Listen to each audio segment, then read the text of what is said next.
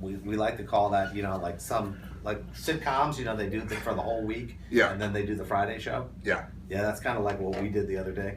I'll be honest with you, the second hour was much better than the first hour, so you guys got to hear the best stuff. Well, we were awesome. We were awesome. So Both times we were awesome. Yeah, everyone asked me what was in the boozy milkshakes. Oh, they were great. It was vodka.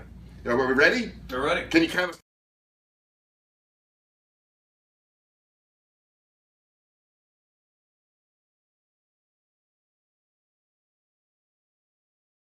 that are comic books, science fiction, theme parks, movies, anything that used to be considered nerdy and not cool. Now all of that is super cool. Now all of that is what's making the major amount of money in Hollywood and really in the world today. So all that nerdy stuff is now turned around to be super badass. Now, the cool thing, what we're able to do, when people, a couple of years ago, people thought, yeah, movies are going to go out, people are just going to download stuff. Well, as we're breaking every movie record on the planet. Yeah.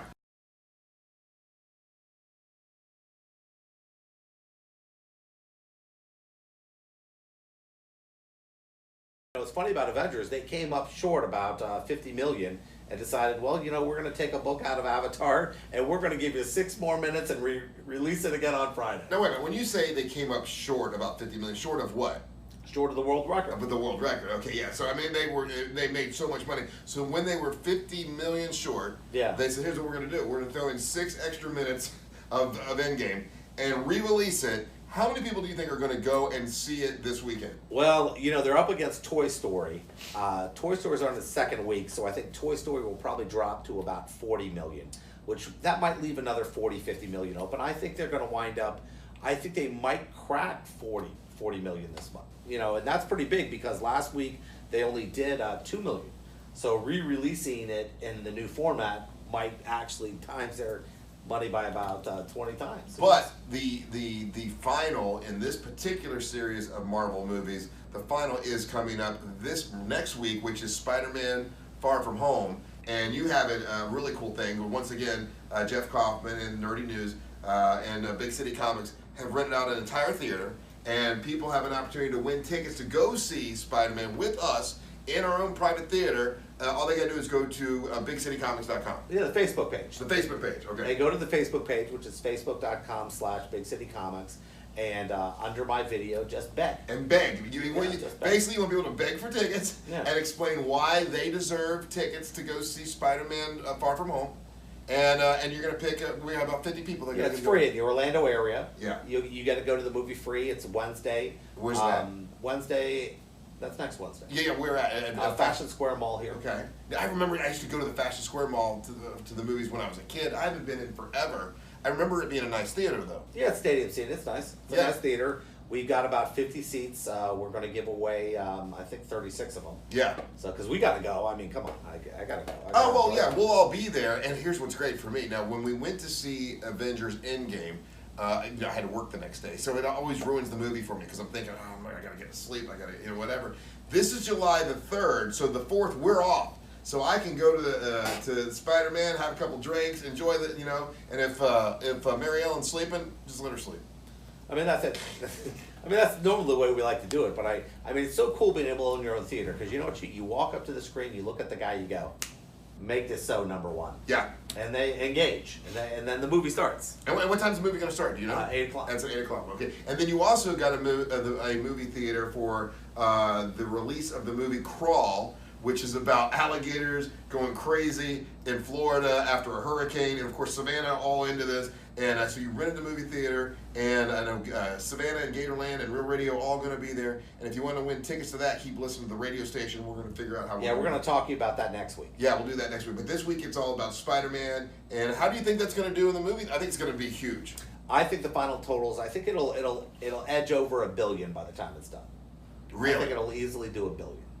And that's Spider-Man Homecoming, yeah. which does look great, man. And so after this, there's still going to be more Spider-Man. Like this Tom Holland kid is still going to play Spider-Man, right? Yeah. It'll probably be Spider-Man 3 in about 2.5 years. They're going to have to figure out what they're doing, because this is really the end of the of the Marvel 20-year push. Yeah. So now they're going to have to figure out what else they're going to do, and it'd be interesting to see. There's going to be a lot of slowdown. There's going to be Black Panther 2. There's going to be, probably new X-Men. How they kind of the changeover with Fox will be interesting. By the way, Jeff Kaufman, a comic book writer, owns Big City Comics. That's who we wrote Jolly Jane together. Yeah. But he's written 14 other incredible graphic novels and comic books and stuff. If you were in charge of Marvel, we'll start with Marvel first. If you were in charge of Marvel, what would you bring to the big screen? And I think what I'm asking is, would you try Fantastic Four again? Is what I'm asking. But what would you bring to the big screen if you were in charge of Marvel? What Marvel has to do is they have this 20-year vision. They need to do the same thing. A lot of hodgepodgey stuff is coming up. They're trying to take some other properties and turn them into profitable ventures. Like Venom, there's another Venom coming out. Well, that was really Fox. That wasn't really under Marvel's purview. But I think what's going to happen is I think somebody has to see this big vision, see a big picture, start thinking about the crossover movies and everything else like that to put themselves in a position to be great. To shoot for 20 years from now, you open up the next movie and it's $7 billion. I mean, you have to start thinking about how to create this epic world and not just like doing these little segment pieces. All right.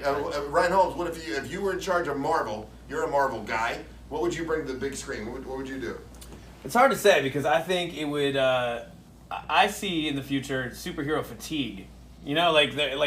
It's big right now, but nothing ever lasts this long. So I would be concerned. Yeah, I can understand it. It clearly has not survived 10 years or 15 years or 20 years.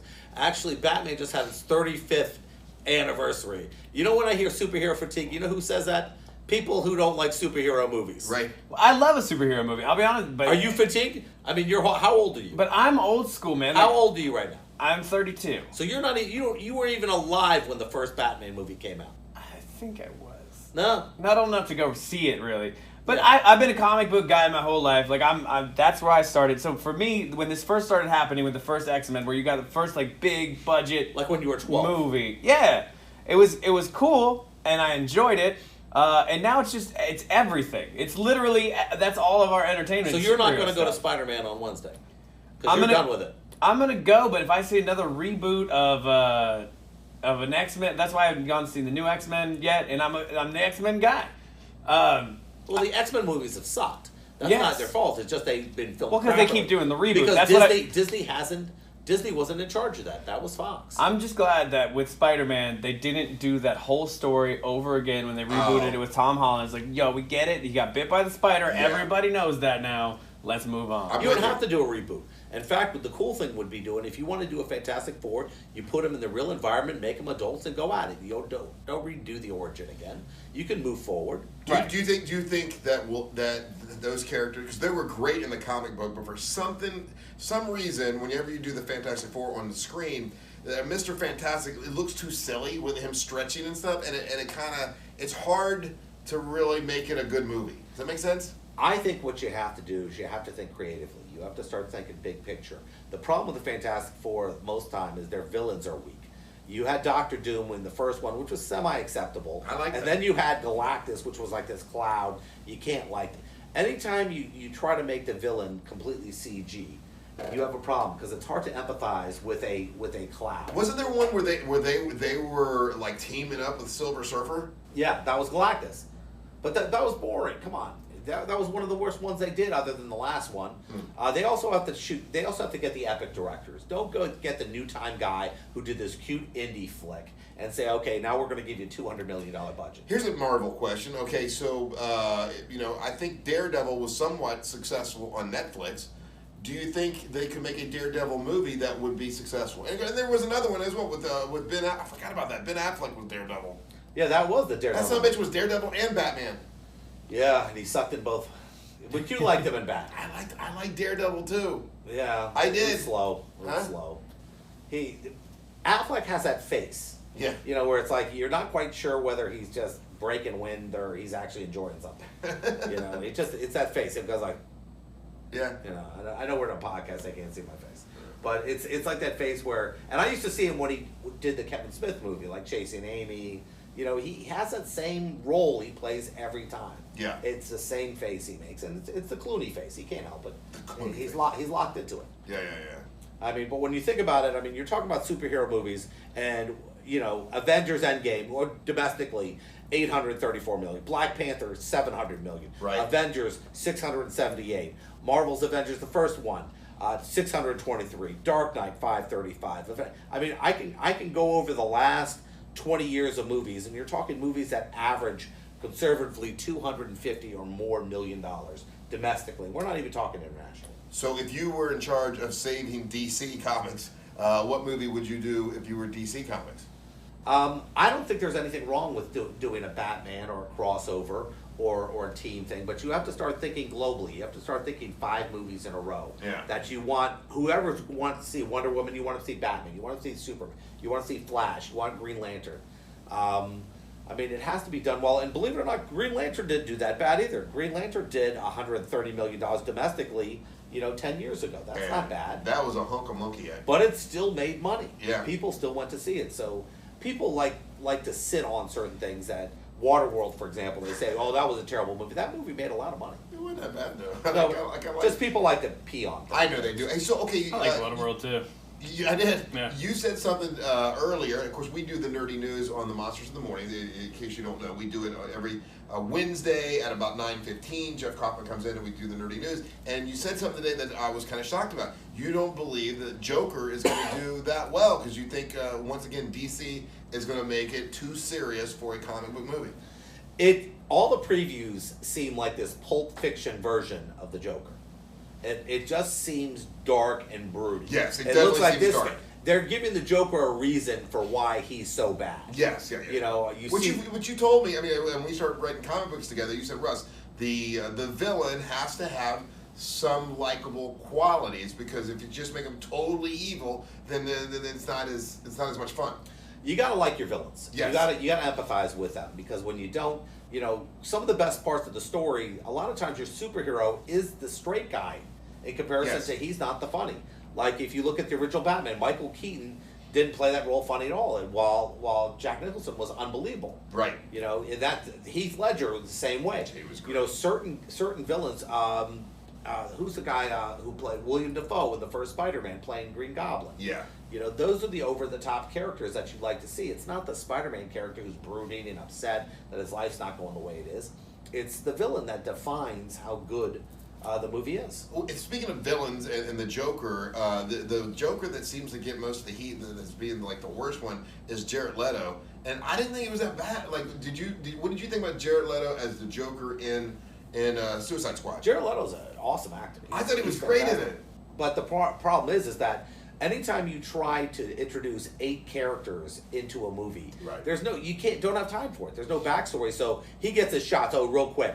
They're basically all supporting characters when you have that many characters in a single movie. Right. You don't have who's the main character? There is none. Because we don't have enough time to define that character. See, I would say the main character in Suicide Squad is Harley Quinn. Because they gave her cute lines. Yeah. Is she on more than anybody else? Is she on more than, for example, who's the guy who played Deadshot? Well, yeah, Will Smith. Yeah, Will Smith probably had the same amount of time, but she comes off because they give her the good lines. Sure, yeah. They wanted her to have the good lines. She got like the Jolly Jane lines. Yeah, they gave her that's our book, Jolly Jane. Yeah. But I mean, there's a lot of things going on. I mean, what's going on in Georgia right now, where what? Well, they do a lot of television shows. The reason why is Georgia has the best taxes. Right. What they do is they match dollar for dollar for these movies. So let's say a movie comes and it costs $40 million. Well, they'll give them back $40 million. So they're paying the cost of production, basically. And now there's a problem because Georgia's passing an abortion law. And a lot of people are going, well, how can you spend money in Georgia if the state of Georgia believes this? And they want to do it for the money. Well, Sarasota, for example, one of the producers who wants to do one of our books called Roulette, which was my horror graphic novel, got the city of Sarasota to agree to match her dollar for dollar. Now that can happen in any city in any state as long as they're willing to agree with it. So if these Hollywood producers really feel that way, go to these cities like Sarasota or Detroit or these places that might want to match you dollar for dollar, in those states, so you don't have to just worry about states that spend that money. Hey, so you have someone that's interested in making Roulette, which is one of your graphic novels, into a movie. When you do something like that, do they have the right to change names or to change the story in any way, or do you keep the right to make the story exactly the way you want it? How does that work? It all depends on the contract, and a lot of times it really deals with how much they want you involved in it. I'm fortunate that the group that's doing this, who are putting out Roulette, they want me to help them write the script. They want me involved in it. Will I be able to say, oh, I don't like this? And I don't get like final cut and stuff like that.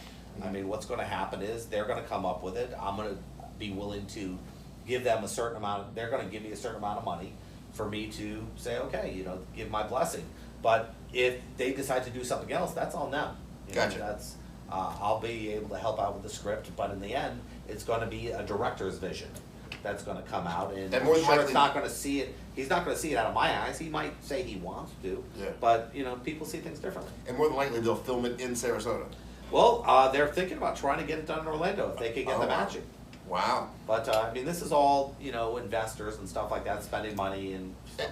And then, of course, next month we're going to Comic-Con, which is in San Diego. San Diego. Is that the kind of stuff that you work on at Comic-Con, like movie deals and things like that? Yeah, oh yeah. People come by your booth, agents, filming companies, major companies. We're fortunate that we just don't have one product. Because normally what happens is when people come over to the booth, they'll go, what do you got? And when you give them one thing, I don't like that. Oh, I like that.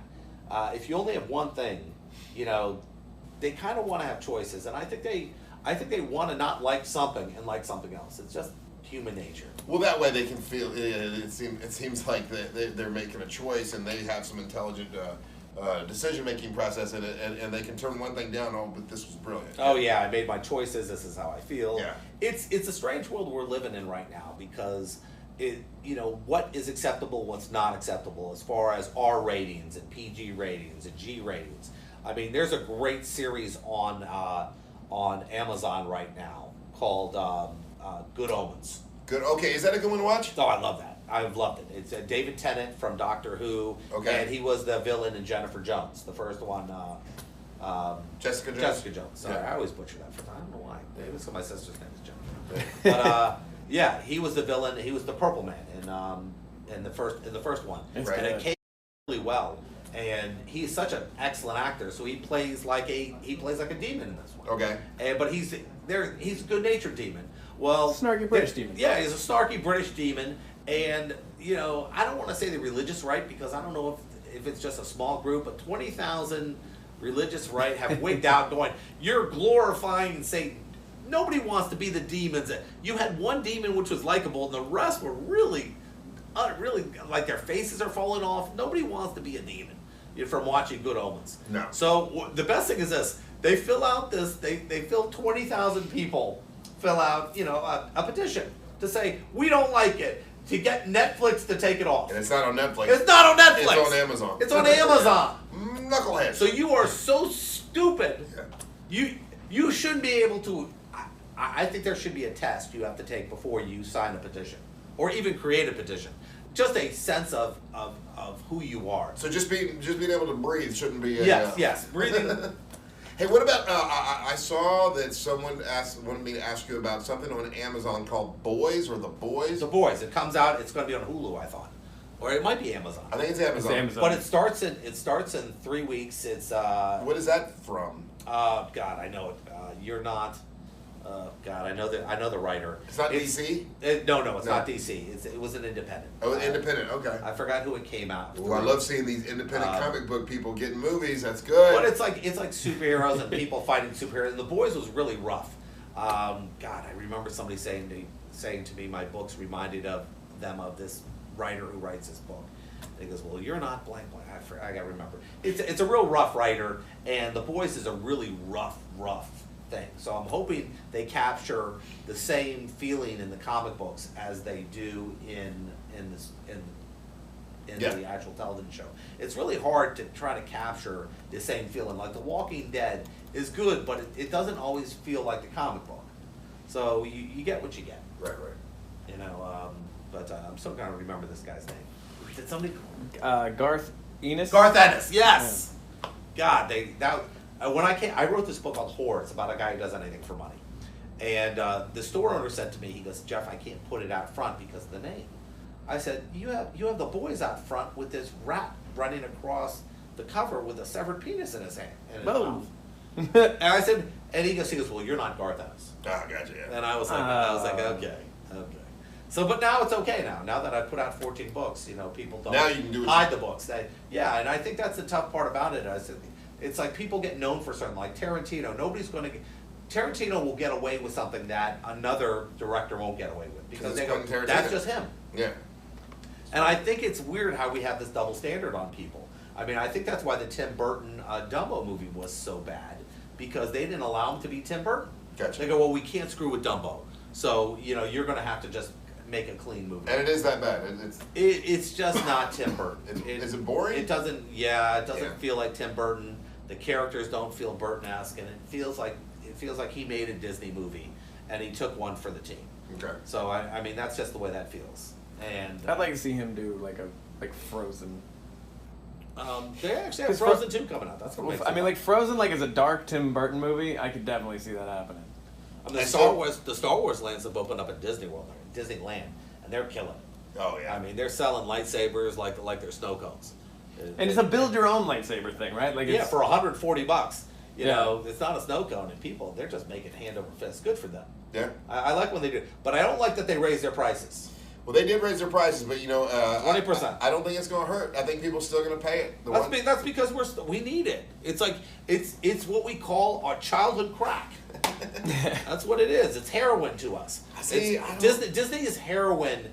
Is entertainment heroin. Need it. Would you go to Disney if you didn't have kids, though? Like if you didn't have... I used to go when I didn't have kids. Really? I got married at Disney. I didn't have a kid then. It wasn't a shotgun wedding. Like, the only reason I can see as a grown man, a grown adult, to go to Disney is if I got kids, which I don't. Do you ever drink? Do you ever drink around Epcot? Or if I go drinking around the world at Epcot. Or go to that, oh man, they've got a tequila place there. Is that Mexican? It's in Mexico. Yeah. La Casa something. La Casa so how many Tequila. times have you think you've been to Disney in the last 4 years? Oh, not that many. Not I don't. More than once? I mean, Mary Ellen and I went to Epcot for drinking around the world, and once you've done that, you're like, okay. La Cava de Tequila. La Cava de Tequila. That place is the friggin' bomb. Other than that, I don't like. Well, you're also older too. I mean, when you were younger, you went a lot more. Or maybe I went way more as an adult. Well, you're a Universal guy too. When I had kids, I did. Now we are really close with Universal, and they give us tickets whenever we go out there and do shows. So I've taken Mary Ellen to Universal several times because we've had free tickets. But like Disney, I don't see any. I mean, like I wish we could do a Halloween horror thing this year. I actually love Halloween horrors. But Mary Ellen gets scared from that stuff, right? Have you been in a house with her yet? She believes in ghosts for real. She does believe in ghosts for real. No, we went there and... Hey, don't be messing with no ghosts. We went there and once again we started drinking and just had fun, but we went into some of the houses, but it wasn't like, I mean, I don't look at it, I look at it like, it's just another form of entertainment to walk around and do cool stuff in. Right. And I've been fortunate, I've been a Disney fan my whole life. I mean, I worked at Disney, I got married at Disney. So I got engaged at Disney. So you would pay anything then, I mean, for the most part, for an annual pass? I'm going to write the check. I mean, well, how much is an annual pass for you for this year? I don't want to talk with about the new price. It's now $900. Oh! $900. Oh my God! Hell no! But I have an autistic kid, so I have to. Jakey yes. Jakey. You got Jacob. Yeah. Jakey loves this stuff, and they'll go. You mean you have a child on the spectrum? I get it, but I've dealt with autism for 12 years and 13 years, and he loves this stuff, and he needs it, and this is part of his happiness. So it's $900 for you and $900 for Jacob. Yeah. Wow. $900 for his mother, Julie, and my daughter, Julia. It's a mortgage payment. It's $4,000 probably. Wow. That's 4 of my mortgage payments. Yeah. And you're not even paying your student loan, so yeah. Oh yeah, gosh, man. I could see listen, we're gonna get 2 tickets. Well, you can do that. And then one day I'll take you, one day I'll take you.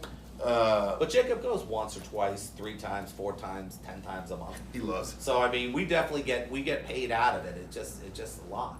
Mm-hmm. But if is a business wrong if people will pay it? And this isn't like medication where you're cracking somebody's medication up. I mean, people have a choice. They can go somewhere else. Yeah. Eventually, what will happen is they might price people out and thin out the crowd, which you know, is not bad. What you don't want to happen is that them get to a point where they kill themselves. For example, they get to a point where they go, well, now we have to have all these rides and everything else, and then there's an alternate form of entertainment. Virtual reality becomes, because they even have rides now where you're wearing virtual reality headgear. Imagine just warehouses where they figure out a cheap way to do it, where they create these games. I mean, they got the new Pokemon game out there now. Which is the Harry Potter, which is like Pokemon Go, where people just walking anywhere playing the game. Yeah. Imagine when that gets so good that you can do that. You can walk around your neighborhood. You don't have to go to Disney World to get your Jones on. See, that's the thing. Is back in the day, I never could have imagined that there would be a day where shopping malls would be empty. Like, well, nobody's at the shopping mall because they all can do it online. Do you think there'll be a day where, like, man, Disney's empty or this theme park is empty because people don't come here anymore because they do something else virtually? Sometimes you just outprice yourself. Yeah. And you take that for granted. And I think a lot of things are taken for granted.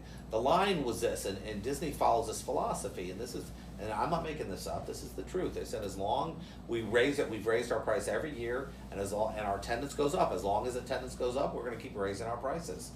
And I don't know about that. Disneyland just raised their prices, and they're still having like crowd problems. They're too full because they're a much smaller park, and they're overselling every time. Yeah. It depends what people are willing to spend it. Even in a recession, people spend money. I just wonder if there's going to be a point where the technology is so good that our entertainment is better at home than it is at a park. I mean, for example, they have this great ride at Animal Kingdom in what's the place called? Avatar. You're on this bike and it's just amazing ride. Well, I ride a Harley, and I got to tell you, my ride on my Harley is a little better. Yeah, right. So imagine, eventually people go, well, then, wait a second, I can either buy this experience or I can go to a park. And once you outprice people on a level, they're going to take these other options. They're going to go, well, for this money, I could do this. And I hope that doesn't the case because I love Disney, but I think they're going to have to also figure out a way to have alternate forms of less expensive entertainment for people. Makes sense to me. So, I mean, I got Universal coming up. We got, they've already announced some of their houses. Oh, yeah. The one is the Yeti house. Yeah, the Yeti house. That's the one where they just say the name and you're going, I got to go into the Yeti house. Well, I mean... Really? Because as a Floridian, I'm like, no Yeti's ever going to get me. Hey, we have hocky, and so stop it. Yetis aren't in houses. Right. The Yeti Trail maybe or something like that, but I don't know. How's a Yeti getting in a house? And Yetis are supposed to be where it's snowing, right? Yeah, the Yeti's out in the Himalayan mountains. Like, we have they should have done Swamp Ape or something. That the thing that we have here. Yeah, exactly. You're in Florida. Have you ever seen a swamp ape? What does a swamp ape look like? It's a stinky Bigfoot. Mm-hmm. It's a stinky Bigfoot? Yeah, like Bigfoot smells good normally. Well, this is a very He's a stinky Bigfoot. Yeah, he's down in the swamps of like the Everglades and basically like the swamp thing. I always thought that Bigfoot would smell like a bear. That would just stink. Because bears. Bears stink. Yeah, so bears can stink. So I assume Bigfoot smells. So I mean, at least with the swamp, you have water. I mean, maybe it smells a little damp. Yeah, but you think a bear swamp water? You think a bear stinks worse than a silverback gorilla? Because them silverback gorillas out of Disney, man, stink, don't it? You can smell them. Oh yeah, you can smell them. I don't know. You can. How close are? I've never been that close that I can smell them. If you ever go to Animal Kingdom, and they've got an incredible enclosure for the silverback gorillas, but when you're standing there, if the wind hits it right, you can smell them. Ooh, stink, don't it? It's bad. So silverback gorillas smell like just terrible. I think they're the worst smelling thing. That and a skunk. Yeah. I only know what a black bear smells like. We get them in our neighborhood every now and then. My dog can smell it a mile away, and if it's gone by the house and the wind's in the right direction, there's definitely a bear. Does it smell like bear poo or something? Because it just smells gross. It's not quite poo. It's like It's not quite poo. That sounds like a great advertisement for bears. So we're not quite bears. We're not quite poo. Not quite poo. How much time are we on right now? We're at 31 right now. Okay, all right, just wondering. Well, it's really interesting because we put out a book called Jolly Jane, and every once in a while we start discussing some important things. Yeah. And it's really hard. And we talked about certain writers get away with things and certain directors. DC just closed their Vertigo line. And Vertigo what is Vertigo? What is that? Vertigo was an offshoot of DC, and they published a lot of great books. I mean, you're talking Doom Patrol, Animal Man, Swamp Thing, The Question. I mean, just a lot of really good. Zombie. I forgot. It's on right now. iZombie. Just a lot of really good, great entertainment. But DC's also had problems lately because all it takes is a couple of people on the internet to get mad, and then they have to stop a project. What do you mean? Yeah, well, for example, they were working on a book, and the writer had a problem. They go, "Oh, we don't like him," and then 10 people gripe, and then the project gets canned. They showed, I think they actually showed Batman's testes.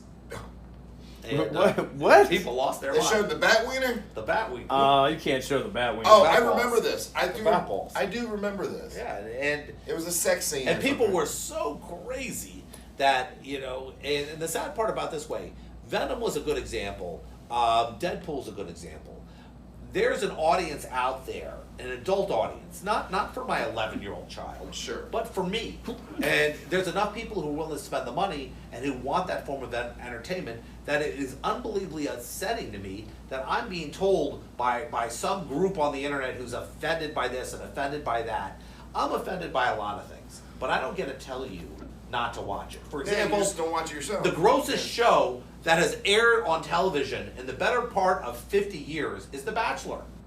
I mean, nothing is more disgusting than having this dude who doesn't have a job sitting there and having 30 women beg for him as a contest and are willing to sleep with this guy. And that is the grossest form of entertainment that I've ever seen. But that seems to go under the radar because we're still into princes and princesses. I love it. I like to watch them girls trying to hoe themselves out, and the guy is like worthless, and he's trying to pick and choose. Of course, they never end up getting married. You know? No, 1 out of 5 times or something. And every time they do get the guy with the job, there's always something wrong with him.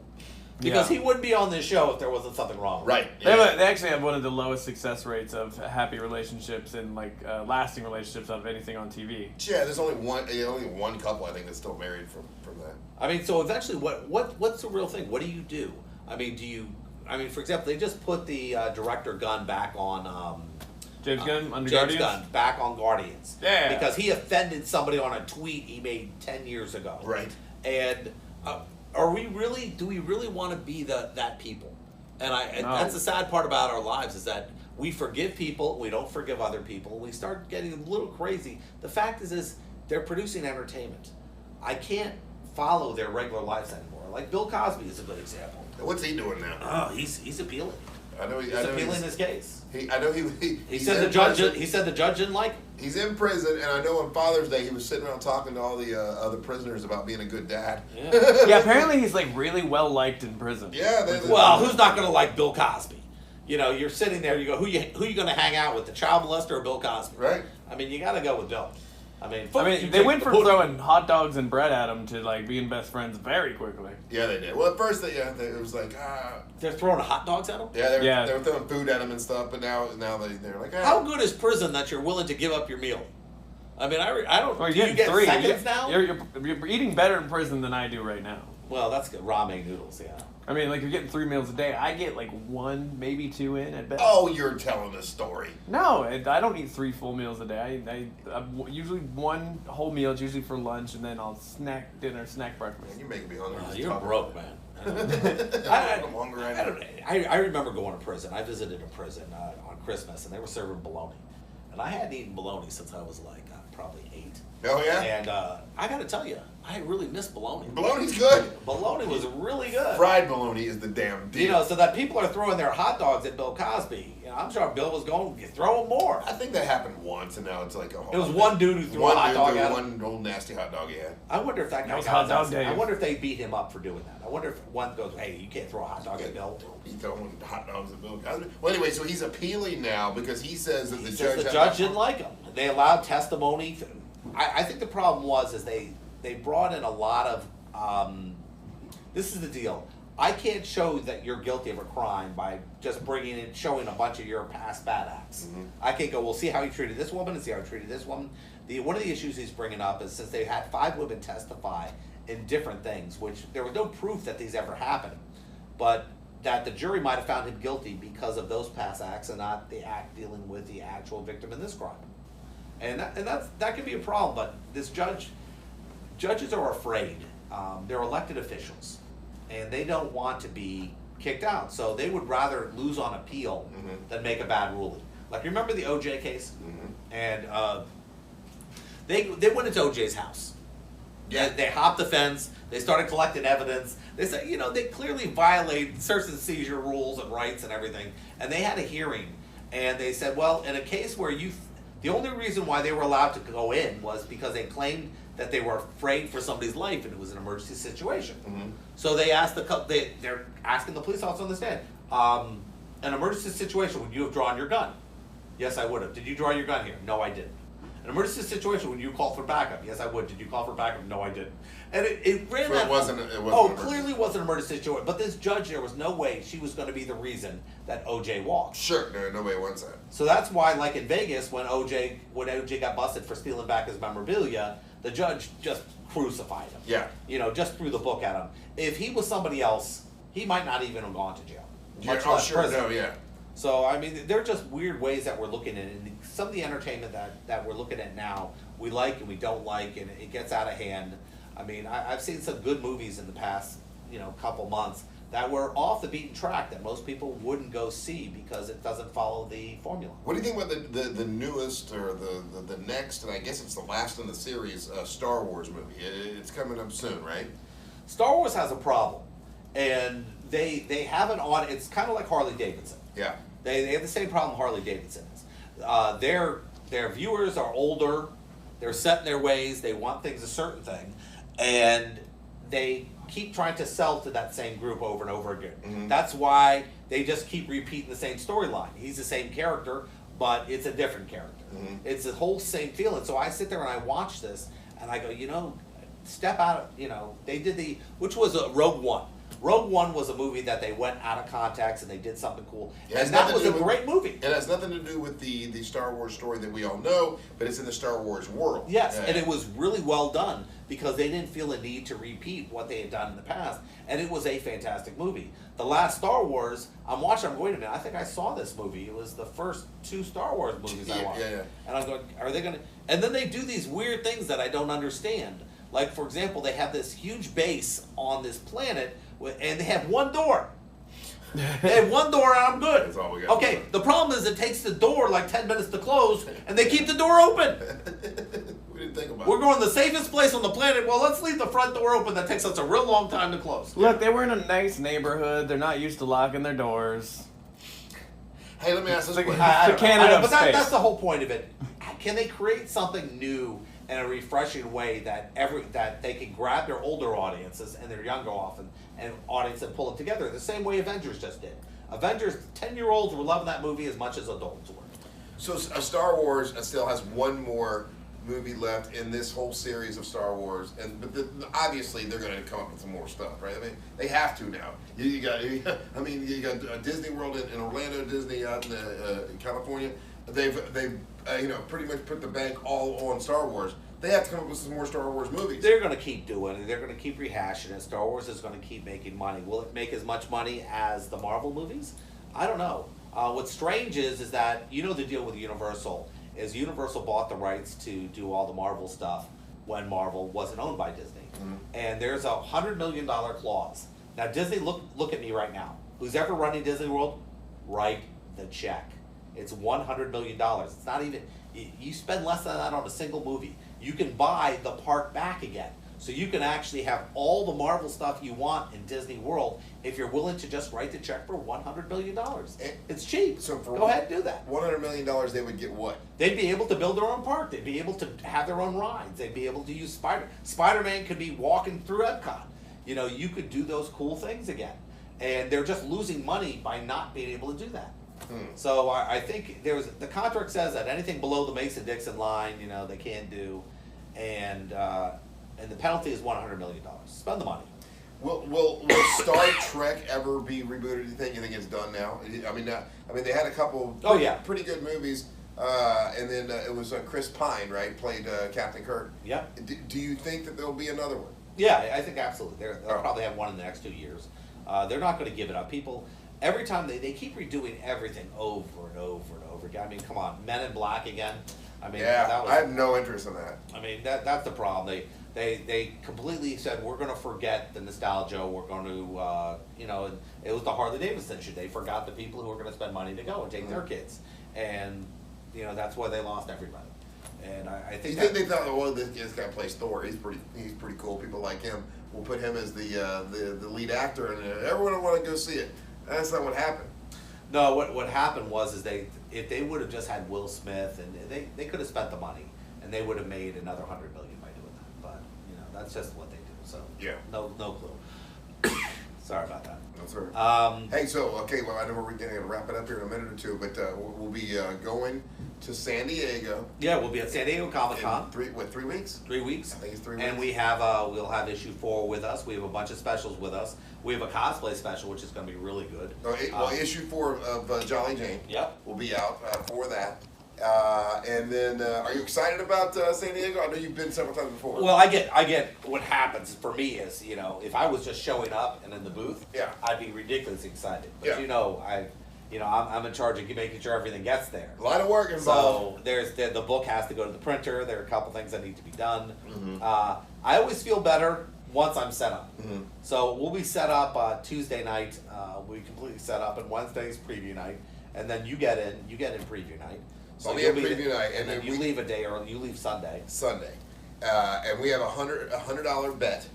Yes. And with the $100 bet, you bet that there will not be 5 people. That's from Wednesday, Thursday, Friday, Saturday. So in 4 days, you say there won't be 5 people that have listened to the show and know the show and say, hey, I listened to the show. You don't think 5 people will stop by?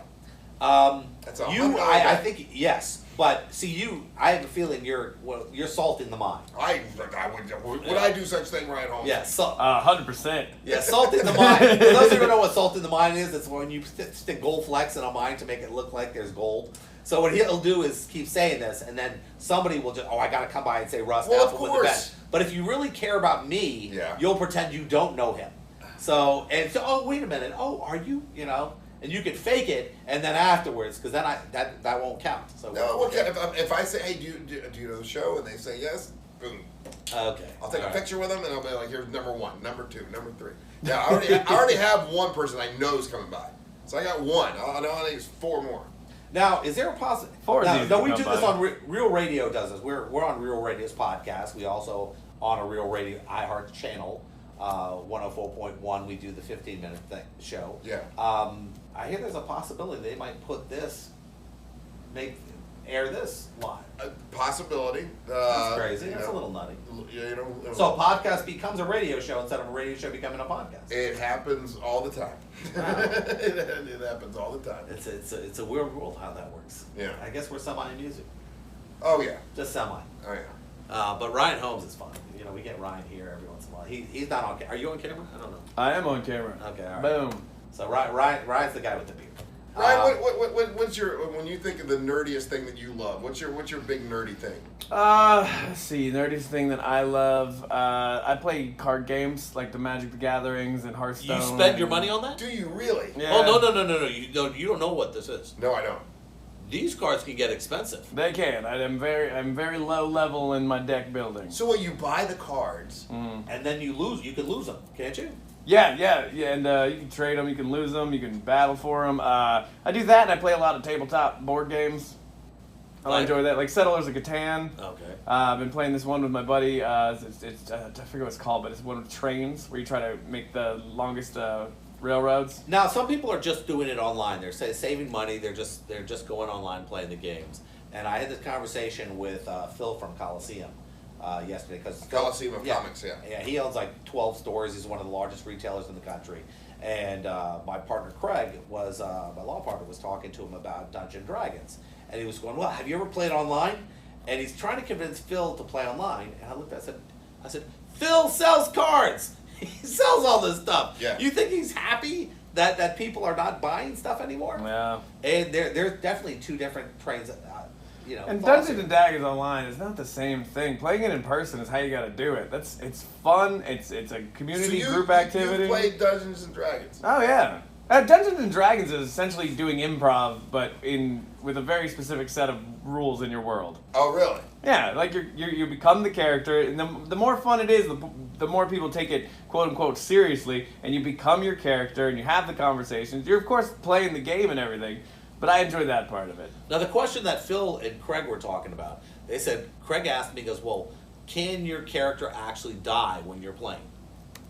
Online? No. When you play live, because Oh, yeah, when your yeah. character's dead, they have You have to make a spells new to bring character. you back. But when you work so hard on a character, and he goes, he's dead. Yeah, and that's part of it. And you can choose to stay dead and just start a new character. Well, But some they people said have been playing the sometimes same it's not a character choice. for like 20 years. You know, like How long has Dungeons and Dragons been going on, man? God, 30 years, 30, 35 years. but longer. I think this longer than I've been around. Since Hold on, I think since the 70s. I think 15. Let me do the math. 35. How about 40? How about I bet Dungeons and Dragons was created 40 years ago? 40 years ago. Huh. How close am I mean, I've heard of people that play it. I don't think I've ever known anyone who's played it. well, you do. They just don't tell you. Oh, okay. It was first published in 1974. Wow. Hold on. 84, 94, 04, 14, 44 years ago. And there you That go. was close. I'll be there. See, I can use fingers. But You gotta show me how to play. Let's play. you're not playing. Oh, unless you can drink. You're not playing. No, but you can drink though. Oh, we can drink and play Dungeons and Dragons? Oh, absolutely. So I gotta roll the dice, and what happens? Oh, I'm dead. All right. Well, just that'd be a fun YouTube game. We're gonna So I pick the pre-make them. character? We'll pre-build them a character. We'll just use these characters for this specific game. You got to take a seat. You have to be your character. Hey, my though. partner Craig will be into it. Craig will do it. What kind of character do I get to be? God, I want to make you something so ridiculous. Can I be like some sort of a big ogre? You know what? Yeah, you can be whatever. That fits you. As much as I would like to turn you into like a half-elf fairy. Half fairy. Maybe we'll bring Phil from Coliseum. Can We'll make it a night, just one night. To indoctrinate him, and he'll play one game of Dungeons and Dragons. But the problem is he has OCD, so if he gets into it, it's all in. He'll be buying characters and stuff. And Do I get to see what the character looks like?